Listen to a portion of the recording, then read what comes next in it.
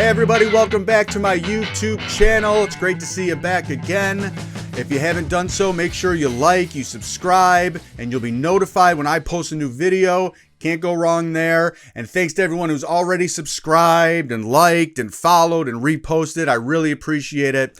So what am I doing today? Today I want to talk about, I was looking through, my vinyl collection, CDs, cassettes, 8-tracks, all that stuff.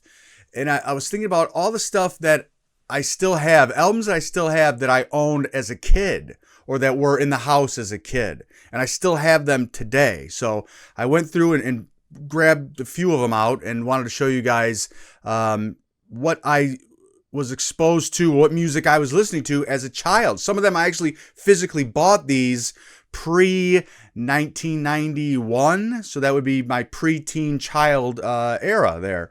So let me show some of you guys some of this stuff. This one I remember big time, even as young as 5 years old, probably 5-6 years old.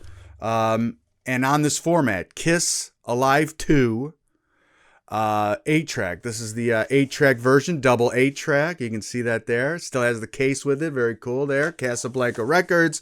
And yeah, I remember this always being in the stereo. My dad's Panasonic stereo that had the 8-track player in there, and you'd throw that 8-track in there, and that was probably my first introduction to Kiss Alive 2 was on 8-track. So it's pretty cool to still have that set after all these years. Another 8-track that was around, not only be it vinyl, cassette, CD, streaming. I mean, it's followed me my whole life. Is Ozzy Osbourne, Blizzard of Oz. There's the 8-track there.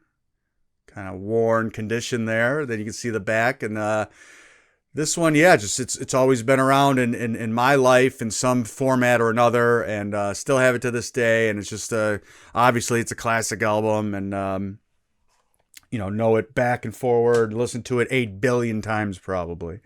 So now in 1991, I was 11 years old. Van Halen had released For Unlawful Carnal Knowledge. I did have the cassette, and I do remember having the CD at that point too. And really that made me, everyone in the MTV age, my age at that point, teenager, everyone was going Van Halen crazy. They were bigger than ever with songs like Pound Cake, Right Now, Run Around, Top of the World. Everything from this album was huge. And that made me go back and buy for the first time. I remember buying all the Van Halen cassettes and some CDs.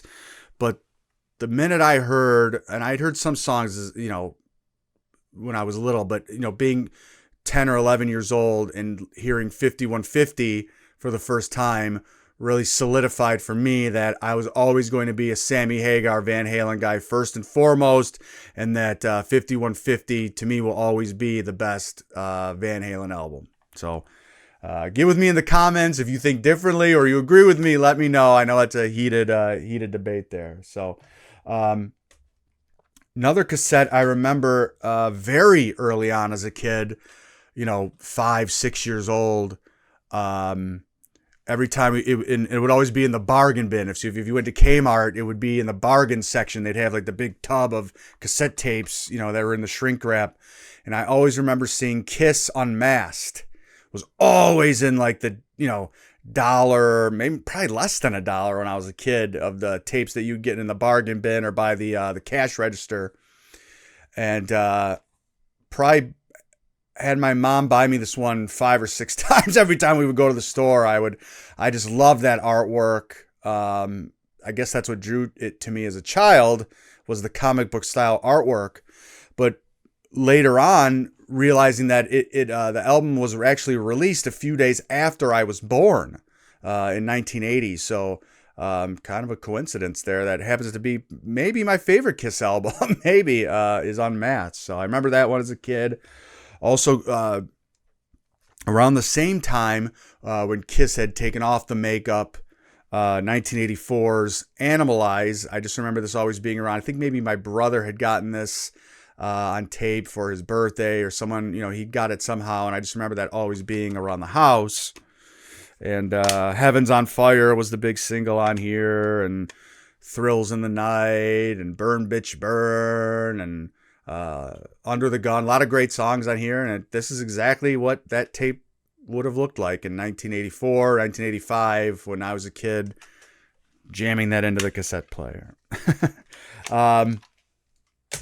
So moving forward onto, a little bit around that same time as the Van Halen stuff, no band was bigger in 1989, 90, 91 than Motley Crue.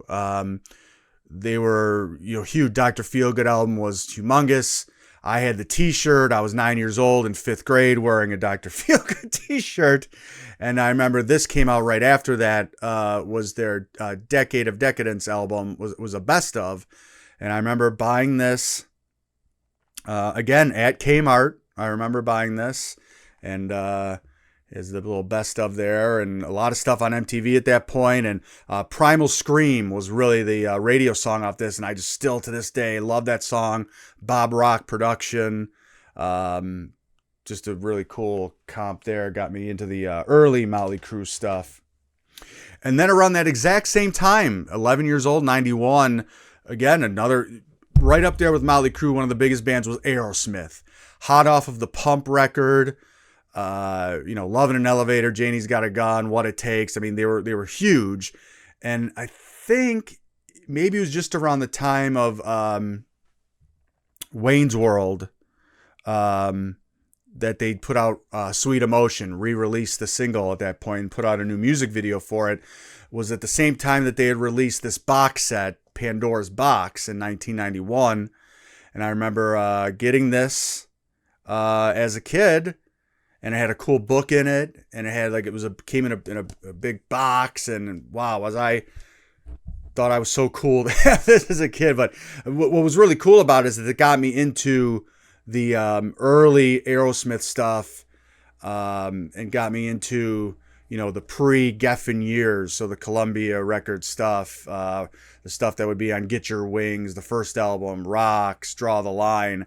So this really was a crash course for me into learning everything about Aerosmith at a young age. So that was a very cool one to have.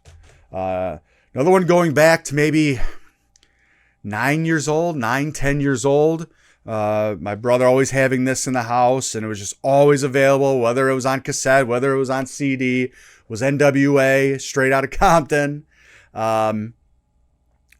I just remember it as a little kid listening to it, and I even had as a kid had the LA Kings hat, just like the guys did in NWA, and early explicit lyrics sticker there, even before the one that's really known was out. This might have been the first one to have it. I can't remember, but produced by Dr. Dre, and still to this day, still own it, and still pioneering album, and probably I would say maybe the greatest rap album of all time. What do you think? I think so. Another one at the time when I was a kid, maybe 10 years old, going into record store and seeing my brother was always into Black Sabbath, Ozzy Osbourne, and I remember seeing this cover. We were looking through some cassette tapes, and man, I just thought this was the coolest cover I'd ever seen on a well, at the time it was a cassette. And got home, put it on, and later realized that it was the Black Sabbath album Live Evil, and might have been the first time that I had ever heard Ronnie James Dio singing. And I was probably taken by surprise, like, what is this? This is not Ozzy. This is not the guy I'm used to listening to, that my brother listens to. This is different. But yeah, this was with a live album with Ronnie James Dio on vocals, 1982. To this day, it's got to be in my top 20 records of all time. One of the greatest live records, in my opinion.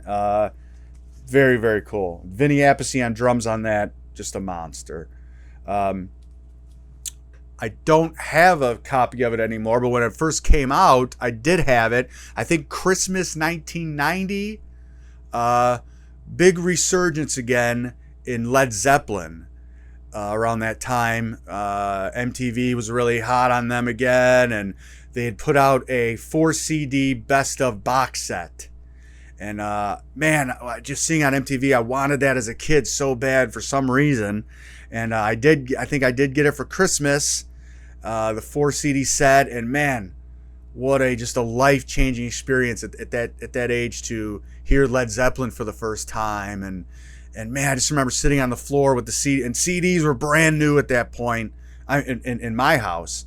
And just to sit on the floor and listen to the CD player and hear all those songs that were on that box set, man, did that changed everything for me. I mean, I wouldn't do anything the same that I did in my life after that. The way I play guitar, the way I learned to play drums, anything like that came from that box set for sure. There's a couple vinyls I have here. Now this one's interesting. This is far from any other ones I've shown so far at this point. Again, Kmart comes into play. I remember being at Kmart with my mom, and Michael Jackson was huge at this time. 1987, 87, 88, the Bad album was out, and MTV was just playing Michael Jackson stuff like crazy. They'd play Thriller all the time, and all of his videos and interviews, it was on MTV 24/7. So I was a huge, Michael Jackson fan as a kid, and we were in Kmart one day, and again, looking in that, just because I wanted my mom to buy me something at the store. Remember seeing this, and again, where that Kiss tape came from, that dollar bin.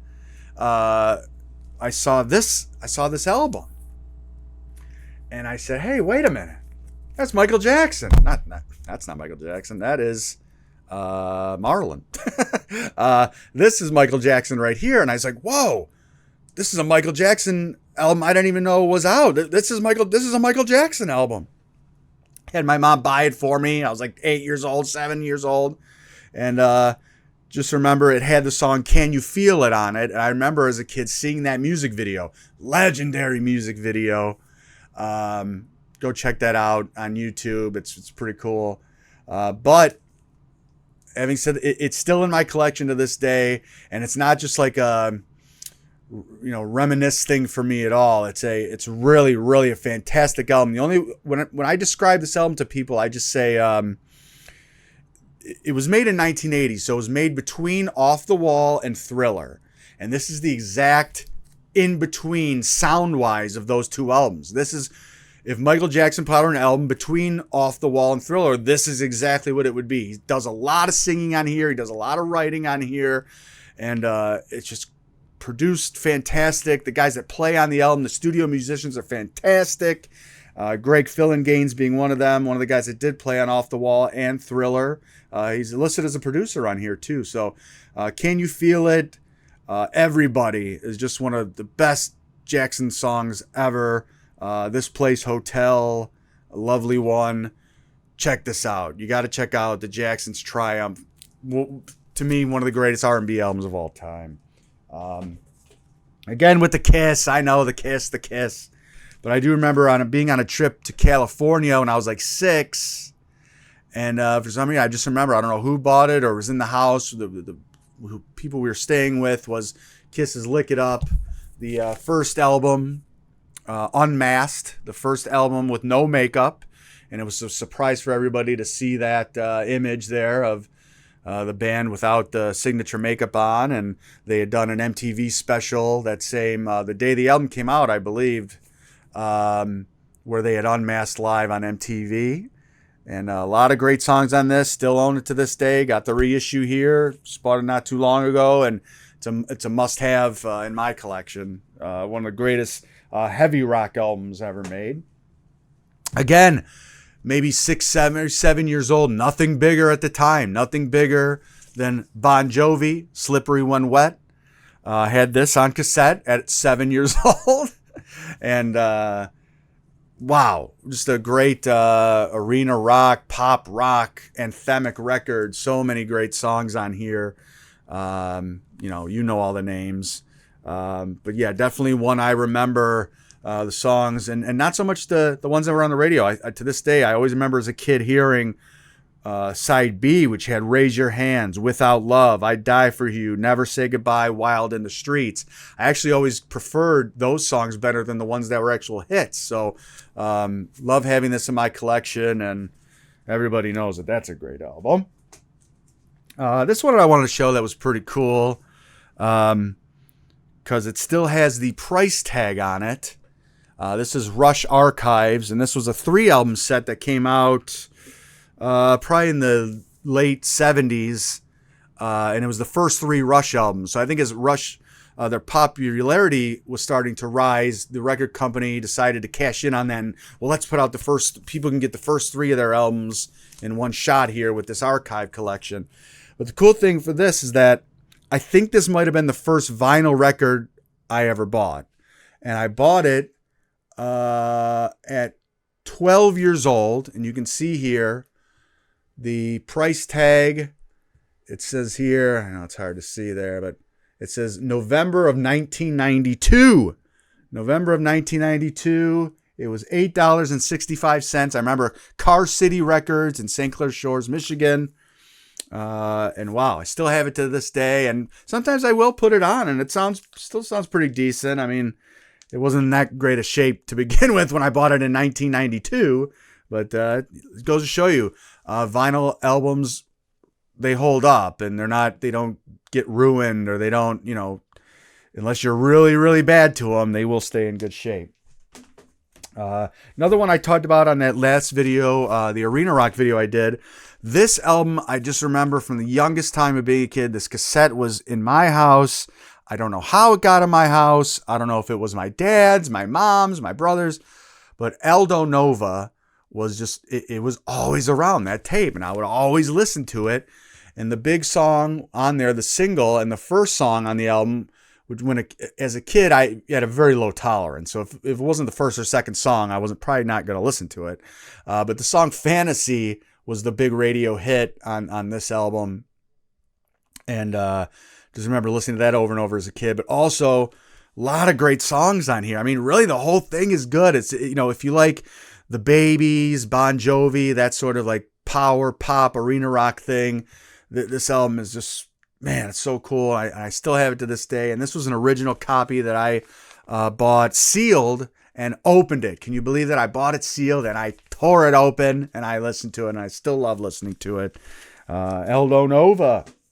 Another one being we're about 7 years old, 1987 it came out, was Ace Frehley's solo album, Frehley's Comet. His first solo album outside of Kiss. And you can see him on the back there, and the rest of the guys in the band. And just always remember the song Rock Soldiers, obviously, and Into the Night. And I think it's still one of my favorite songs of all time, not just a Ace Frehley or Kiss-related song. And just remember, wow, to see Ace Frehley without his Kiss makeup on. Oh my God, there he is. So always remember having that one. And the last one I wanted to show you is in this very house that I'm in now, in this basement that I'm in right now, hearing this album for the first time, Whitesnake, the 1987 album. Remember the cassette, still have the cassette. Just remember my brother maybe borrowing it from a buddy or something, and man, did I love that. And I loved all the music videos. The music videos really, for me, if it was around that time of Whitesnake, Poison, Guns N' Roses, really made me want to pick up the guitar and start taking lessons and learning how to play, even at the young age of 8 years old. When I was, 7, 8 years old, I was listening to this stuff. And this is pretty cool. This is actually a promo copy. So this is an early pressing, and it was sealed when I bought it, and I did open it. I ruined it for myself. Price-wise, I opened it, and I love listening to it, and very cool to have. So there you have it. I mean, those are just a few of the ones I just pulled really quickly of stuff that I remember listening to as a young kid, pre-teen. So I want to hear what you guys had. Put it in the comments, or tweet back to me. Let me know what are some of those albums that you remember. Man, I just remember having that or buying that, or what store you bought it at. Remember all those great record stores, the Harmony House, Record Town, Record Time, all the places, the Kmarts, all the cool places that we would buy records from, and tapes and CDs in that era. So Make sure, like I said, make sure you subscribe. And thanks to everyone who already has. And got a lot of cool videos coming up soon. We're going to do, people have been asking me for the whole equipment rundown. We're going to do that. We're going to do the whole equipment deal. I'm going to show you guys my jukebox, what I got in there. We're going to talk some cassettes. Just a lot of stuff to go through. So make sure you stay tuned. And I'll see you guys next time. See you later.